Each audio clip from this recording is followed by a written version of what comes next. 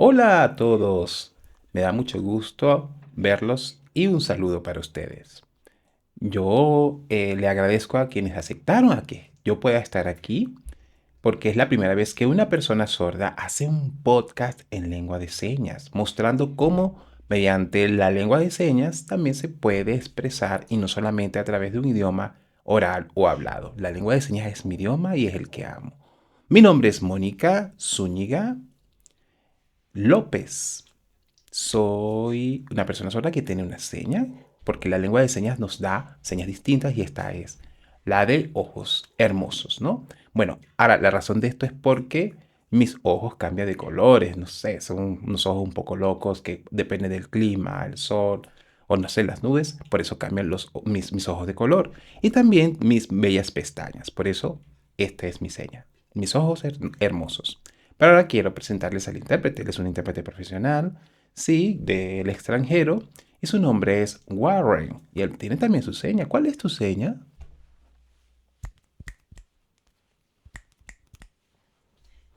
Ahora, ¿saben por qué tiene esa seña? Bueno, porque él siempre tiene una característica forma en hacer la lengua de señas o expresarla que pareciese que siempre está bailando.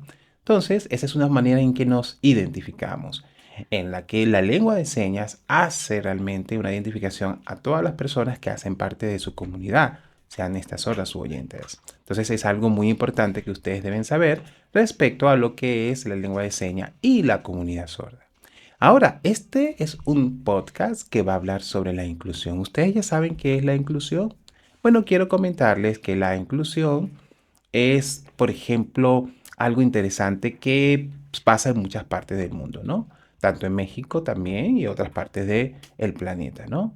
En donde también vamos aquí quizás a explorar cómo otras personas han vivido la experiencia de ser incluidas o la inclusión. Yo siento que en México hay una falta mucho de esto y esto me hace sentir un poco triste, ¿no? De que de verdad se incluya a todas las personas, ¿no?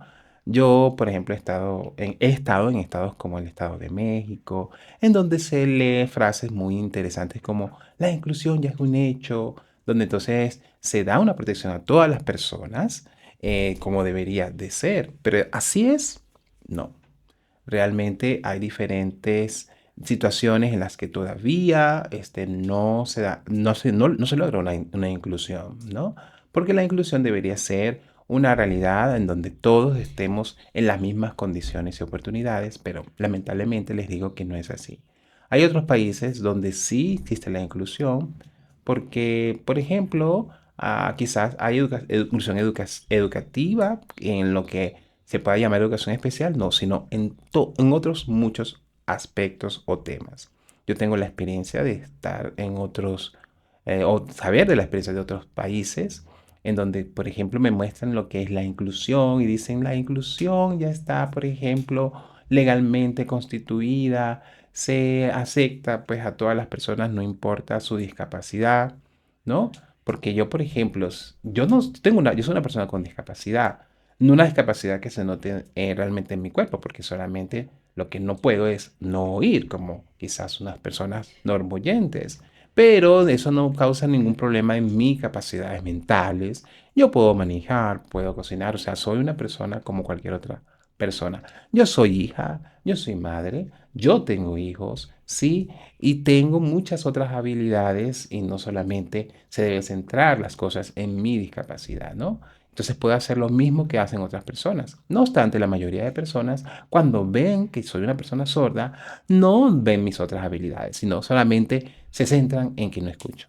Entonces esa es una forma en que la inclusión no existe, es una discriminación, porque al no oír entonces dicen, ay, no puedo hacer esto, no puedo hacer lo otro, y además dicen que soy una persona sordomuda. Ahora, cuiden eso porque fíjense lo que les tengo que explicar. Una persona sorda es una persona que no puede escuchar, ¿sí? Porque además también hay quienes, a pesar de ser sordos, pero tienen un resto auditivo que les permite escuchar gritos, escuchar ruidos altos, ¿no? Ahora bien, si la expresión mudo habla o refiere a una imposibilidad quizás biológica u orgánica en donde no se puede usar la voz. No sé si ustedes han visto Disney y donde ahí está, o sea, las películas de Disney, está la Sirenita, ¿no? Esa sirenita que se llama Ariel y todos la conocemos, ¿no? Muchos dicen que Ariel, como está bajo el agua, entonces ella, cuando ya hace la promesa ante la bruja, entonces la convierte en ya una persona que puede caminar, entonces ya es una persona muda. Y así lo usan de chiste para quizás compararnos. No obstante, no es algo que nos represente, ¿no? Porque sí, la persona muda no puede hablar, no puede usar su, digamos, aparato fonador para poder comunicarse, porque hay quizás una desconexión con sus capacidades cerebrales y este aparato fonador. Entonces, la mayoría de personas sordas no somos mudas, ¿sí? Sino que, bueno, hay una gran cantidad de historia que me gustaría contarles también, en donde pues la escuela pues todavía no, digamos, ha aceptado o no aceptaba el hecho de que las personas sordas no pudieran hablar, entonces por eso se les denominaba personas sordos mudas. Después yo estaré explicando, quizás en un podcast distinto, lo que esta historia educativa se refiere, pero no somos personas sordomudas, somos sencillamente personas sordas. Además, bueno, ya hablando con el tema de la inclusión, se ha hablado mucho acerca de la inclusión hospitalaria, la inclusión en diferentes contextos, como el trabajo y así, ¿no? No obstante, ya eso que hace que la ley se cumpla, que la ley, que ya sí lo expresa, ¿no? No obstante, yo, por ejemplo, he sido testigo de ir a la Secretaría de Gobierno, especialmente a la Secretaría de Educación Pública, y allí dice con claridad la expresión, la inclusión es de todos, algo así. Entonces yo ya me imagino que hay personas que prestarán servicios de accesibilidad, como por ejemplo saber lengua de señas y quizás servicios de interpretación. Voy muy contenta porque ya esa frase me dice todo. Al entrar allí, me percato de que no realmente hay personas que puedan brindarme accesibilidad. Hay alguien que es como una secretaria y yo le digo, mira, yo quisiera que me dé una información, se lo digo todo en lengua de señas, y la persona queda así como, ay, ¿cómo entenderte? ¿Cómo decirte? Es que no entiendo. ¿Sí? Entonces yo me regreso y digo, pero si ahí dice que ya aquí es un espacio inclusivo. Entonces, ¿qué pasó? Y además también se dice, hay un otro cartel que dice también de que todo el espacio es de inclusión. Entonces, ¿para qué se usa si quizás no es así? Porque ya las personas no están preparadas para brindar la inclusión que pregona. Entonces fue como una pérdida de tiempo, una pérdida, digamos, también de esa alegría que me causó esto, y eso es una realidad que se repite en muchos otros espacios, ¿no? En otros países, esto, por ejemplo, voy a dar un caso de países como España, Brasil, Suecia o Suiza, ¿no? Donde yo allí he preguntado cómo es la inclusión allá, me han dicho que sí, que es una inclusión que realmente hay una preparación, por ejemplo, las personas saben cómo brindar esa accesibilidad en diferentes contextos y espacios. Esa preparación involucra que muchas personas oyentes no, por ejemplo, que para poder atender a personas sordas, antes tienen que ser preparadas por una persona sorda, en donde esta persona sorda habla de sus necesidades, de su condición, y luego también, por ejemplo, invitan a otra persona, una persona ciega, que también habla de toda su experiencia, de cómo vive un mundo totalmente táctil, ¿no? Porque quizá una persona oyente que sabe un poco del tema de la persona ciega, quizás diseñe un taller y se los muestre, ¿no? A unas personas oyentes, pero él no vive la discapacidad, ¿no? Muchos, por ejemplo, quizás lo hagan y a partir de esta enseñanza y apliquen la enseñanza que le da una persona que no vive la discapacidad, por ejemplo, la discapacidad visual, pero no es completa esta experiencia porque requiere que sea la misma persona con discapacidad que vive esta condición que la enseña. Sí, personas sordas también deberían dar eso porque es la persona con discapacidad que vive esa experiencia y esta persona sabrá qué decir, cómo hacer o cómo hacer para tratarles de la mejor manera, ¿sí?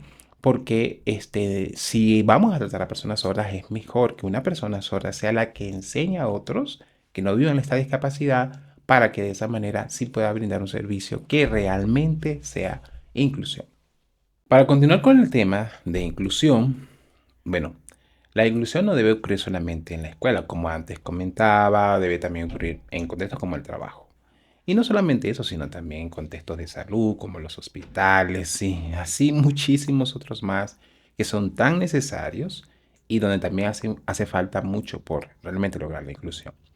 Yo les cuento, por ejemplo, mi experiencia. Yo soy madre de dos hermosos hijos. Cuando tuve mi primera hija, fui a un hospital un hospital público, fue más o menos en el año 2015, ¿no? Inicio de 2016.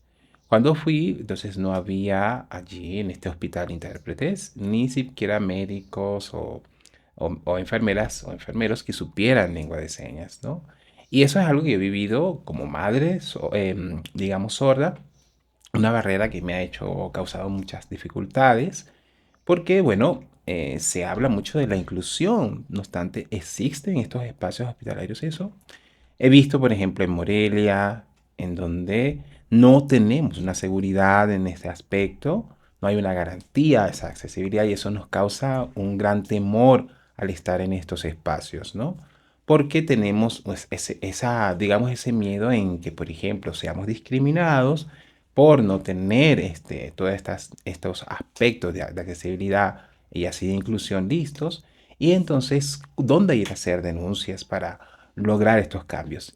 Es algo que tenemos que hacer, que tenemos que unirnos como comunidad y lograrlo, ¿no?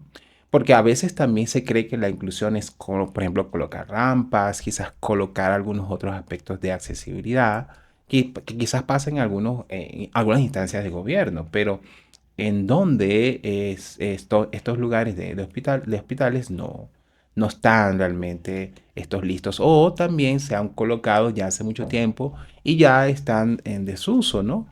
Y, o no en desuso, sino también en falta de reparación. Pero ¿qué se ha hecho para las personas sordas, ¿no? Porque ahora, por ejemplo, la inclusión que se ha hecho para las personas en silla de ruedas, por ejemplo, con una discapacidad motora, que pueden usar una rampa para llegar y poder hablar con las personas que están allí. Pero una persona sorda no necesita eso, necesita algo más, que es un aspecto de comunicación. Entonces, siento que esto de la inclusión no se ha logrado muy bien aquí en México, porque no logra todavía incluirnos a todos, ¿no? Esto de la inclusión para lograrse, antes debe ocurrir una preparación, como más o menos, yo, por ejemplo, si yo quiero ser doctor, ¿no? Por ejemplo, con una especialidad de cardiólogo, ¿no? Yo no podría, digamos, decir que lo soy y ya con eso lo soy. Necesito primero estudiarlo, primero prepararme, ¿sí? Primero realmente hasta hacer actos de ensayo, leer teorías, leer todas las reglas médicas al respecto y ya luego de eso es que podría hacer o ser un cardiólogo que pudiera hacer mi trabajo de la mejor manera, ¿no? Entonces, si ya también existe la ley, ¿no? No obstante, falta que el aplicarla de la mejor manera, ¿no? Por ejemplo, la ley dice que el 3% de todos los espacios donde hay trabajadores deberían ser personas con discapacidad. Y eso no se cumple para nada en todo México, ¿no? Solamente, por ejemplo, cuando, digamos, hay una persona sorda que, por ejemplo, la mayoría de personas sordas no realmente, digamos, saben cómo comunicarse bien, por ejemplo, de forma escrita, porque el sistema educativo que han tenido no es el mejor, ¿no? No se nos da clases que realmente estén adecuadas a nuestra forma de aprender el mundo, ¿no? Entonces, muchos sordos terminan, digamos, la educación con muchas fallas. Entonces, estos sordos a veces reciben, por ejemplo, digamos, alguna ayuda para poder incluirse en algún tipo de trabajo, ¿no? Entonces, dicen que con ello, entonces, digamos que logran incluirse en los trabajos, ¿no? Pero son muy pocos. Hay un gran vacío, o sea, para poder lograr que estas personas sordas se incluyan de verdad, ¿no? O sea, puedan que ellos comunicarse de forma básica, con temas básicos dentro de un espacio laboral, ¿no? Pero hay necesidades más allá de comunicación, de conocer información para que de esa manera la persona sorda esté, digamos, así como cuando uno come y queda satisfecho, igualmente así. Pero no, o sea, no se profundiza, no se hace algo más allá para que realmente ocurra una inclusión. Por eso la inclusión que hoy existe en México es una inclusión que todavía no tiene el mejor sabor, ¿no? A mí digamos, me agrada mucho todo el beneficio que quizás dan a las personas con discapacidad, pero a mí esos beneficios no son realmente, no me llegan a mí. Por ejemplo, yo a nivel laboral también he sufrido esa necesidad, entonces, de tener trabajo en igualdad de oportunidades y condiciones que el resto. Entonces, realmente existen centros educativos que llaman CAM, que son centros de atención múltiple, y yo desde que era niña estuve en esos centros, ¿no? Yo realmente no sabía qué era un camp, pero ahí estuve por un tiempo. Y pues mi mamá me llevó a estar allí y yo veía que habían personas con síndrome de Down, que también tenían ceguera o tenían algún otro tipo de discapacidad. Y yo decía, pero ¿qué es? Esto parece un revuelto. Yo no veo aquí necesidad de que yo esté con esto. Yo no me siento identificado con la persona con síndrome de Down, ¿no? Entonces también las personas que sabían lengua de señas en estos centros no lo sabían adecuadamente. Entonces todo esto que me sentía como desorden, no me hacía sentir bien. Entonces cuando yo ya tenía una edad en que ya pues no debía estar allí, ¿no?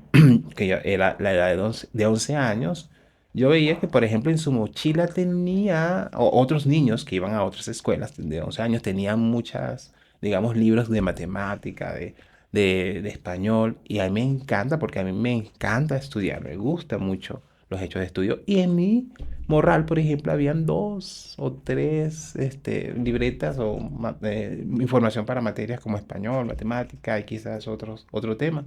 Porque entonces estos niños que eran oyentes tenían algo más que yo no tenía. Y cuando o trataba de conversar con ellos, sentía que ellos tenían más conocimientos o les enseñaban más cosas que a mí no. Entonces, por ejemplo, a mí me enseñaban sencillamente como, ¿esto qué significa mesa? Y después, toda una semana con ese mismo tema, con la misma palabra. Mesa, mesa, mesa. Y yo sentía que no estaba aprovechando nada. O me enseñaban 2 más 4, 3 más uno, siempre era suma, suma. No me enseñaban, por ejemplo, división, multiplicación. Y yo tenía 11 años, por ello decidí yo misma dejar, con la ayuda de mi familia, este centro de atención múltiple y le pedí a mi mamá que por favor, que ella sentía que yo debía estar allí, ¿no? Porque en otra escuela iba a ser más difícil, porque la mayoría eran oyentes, y iban a discriminarme porque yo soy una persona sorda. Pero yo ya me había dado cuenta de la necesidad de estar en un espacio distinto, porque no quería solamente aprender cosas básicas. Entonces, bueno, tuve que vencer también esa barrera digamos, actitudinal de mi mamá, que ellos pensaban, o la idea de creer que yo no puedo, pero yo sí podía. Entonces, era vencer eso. Y bueno, entonces, luego yo hasta hice mi prepa, la universidad, ¿no? Y fui a visitar ese centro que alguna vez pertenecí, ¿no? Y aquí, por ejemplo, y me decían que allí, en esos espacios, permitían a personas sordas, siempre que estuvieran incluidas. Pero entro allí y digo, pero eso no es lo que debe de ser. Eso no es inclusión. Eso no es el sistema educativo que una persona sorda merece, ¿no? Porque la persona sorda debe tener no solamente reconocer solamente su mundo o su cultura, sino también esa otra cultura de la persona oyente. Y eso mismo también tiene que conocer a aquel que enseña, ¿no? Porque, por ejemplo, a veces se da esa tarea al intérprete, ¿no? Y a veces esa condición o esa situación hace que se le enseñe poco a las personas sordas, pero no se les enseñe todo lo que ellos merecen aprender, ¿no? Y eso hace que entonces los oyentes, que sí por así decirlo, se les enseña todo, vayan más adelante que las personas sordas y uno se sienta como atrasado. Yo me recuerdo en prepa, yo me sentía así como atrás y todos los demás estaban mucho más adelante que yo. Y no era realmente culpa de los intérpretes, porque a veces era también eso, que los maestros daban toda la responsabilidad en este caso, a los intérpretes. Fui yo muy valiente en mi edad de adolescencia, porque, pues nada, peleaba y defendía tanto a los intérpretes oyentes que me acompañaban, como al resto de mis compañeros sordos que no están en esa valentía. Ahora, el tema en este caso, de laboral ha sido muy complejo también para mí, muy triste que, bueno, quiero comentarles, porque yo siento como cuando, por ejemplo, un día que suceda, ¿no? Por ejemplo, un terremoto o algo así, ¿no? Eh, yo, por ejemplo, y allí uno echa atrás su vida y analice qué ha pasado en mi vida. Entonces uno diga, bueno, he vivido tantas experiencias como, por ejemplo, trabajar. Eso es algo que yo no pudiera contar porque no he tenido esas mismas oportunidades que los demás, ¿no? A mí se me han enseñado también muchos valores, como por ejemplo el valor de la honestidad, del respeto y así otras cosas, ¿no? Pero lo que veo es que, o sea, para nosotros hay algo distinto, ¿no? Porque sí, para los oyentes se da muchas cosas, se logran muchas cosas, pero en el caso mío o de las personas sordas no se cumple del todo, ¿no?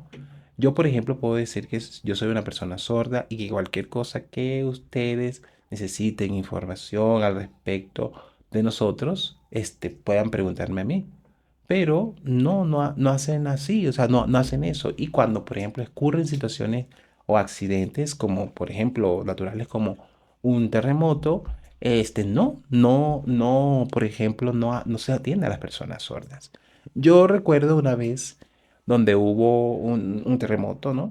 Y gracias a que había una alarma visual de un bombillo rojo, pude estar, digamos, alerta y pude salvarme, ¿no? O digamos resguardarme. Eso es lo que debe existir, no es que deba tenerse una atención, digamos, diferenciada a las personas solas, sino algo que les dé la misma oportunidad la misma oportunidad y las mismas condiciones. Quienes también, por ejemplo, eso debe entenderse porque los oyentes usamos mucho a veces, o usan mucho lo que son los audífonos, ¿no? Y a veces eso los aleja del mundo y los hace no darse cuenta de situaciones como esa, ¿no? Entonces, no es solamente si se hace ese tipo de adaptación, de poner alarmas visuales, ayudará a que en situaciones de emergencia no solamente las personas sordas seamos los beneficiados, sino también personas oyentes que por alguna razón no estén tan alertas auditivamente a, digamos, emergencias que se puedan vivir. Sí, porque hay muchos oyentes que les gusta mucho tener estos audífonos, pero con un alto volumen, y eso les impediría estar atentos a esto, ¿no? Entonces la inclusión es más allá que solo sencillamente hacer cosas pequeñas o solamente enfocarse a una sola persona, sino será algo que va a incluir a muchos más, no importa si tienen o no discapacidad. Entonces la inclusión merece que antes haya un proceso de preparación en donde personas con discapacidad sean las que enseñen, ilustren cómo se debe atender a ellas, se hagan mejoras y esta mejora sea continua, sea progresiva y así vamos a tener una inclusión que realmente sea para todos, que realmente cumpla lo que necesitemos. Ahorita tenemos una inclusión vacía, una inclusión escrita en ley, ¿no? En palabras y en carteles, muy, digamos, visuales o que se pueden ver desde muy lejos. Pero cuando se llega a esos sitios y se entra, no hay inclusión realmente. Es una inclusión vacía. Entonces evitemos este tipo de inclusión, ¿no? Porque hay diferentes formas de incluirnos, pero no se sabe aún, no se pone en práctica hasta que todo eso se aliste, entonces es que podremos realmente verlo en diferentes espacios, ¿no? Porque hay que, por ejemplo, saber que la inclusión debe llegar a temas como salud mental, salud emocional, que eso todavía no ocurre, ¿no?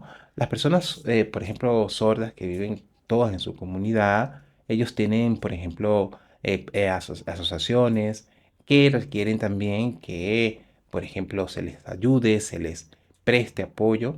Y también otras asociaciones que no son de personas con discapacidad pueden quizás también estar dispuestas a apoyar y a, por ejemplo, compartir conocimiento y así lograr un México mejor, realmente inclusivo, ¿no? Tal como en otros países donde la inclusión realmente está tan avanzada, pero hace falta todavía aquí en México lograr. Todavía en México no tenemos esto que queremos como inclusión, ¿no? Se habla de la inclusión, pero aún no se incluye a los que deben estar en esto de la inclusión, ¿sí? porque tenemos todavía todo como un desorden, ¿no? A las personas, por ejemplo, indígenas, ellos que han podido con valentía, digamos, hacer sus protestas para que el gobierno pues les dé apoyo y así también las comunidades, por ejemplo, sexodiversas, LGBT, ellos también han hecho sus protestas para realmente hacer eso. No obstante, las personas sordas así no lo pueden hacer, ya que no pueden ir solos, necesitarían más personas oyentes que realmente puedan apoyarles en esas, digamos, acciones así de protestas, ¿no? Se habla mucho de la igualdad, de que todos tenemos un país de iguales y no es eso. Eso falta mucho por avanzar y para lograrlo. Muy bien, este tema que hoy les comenté, que está más asociado hoy a experiencias de vida, no es lo único que vamos a hablar en este podcast. Hablaremos más profundamente sobre la inclusión con más detalles y ejemplos, ¿no? Entonces, quiero que por favor nos sigan en redes sociales como TikTok, YouTube, Instagram, Spotify, ¿sí? Y por favor, no olviden su like, compartir, comentar, porque de esta manera este tema pueda ser reconocido y todos saber más acerca de la inclusión. Un saludo, nos vemos pronto.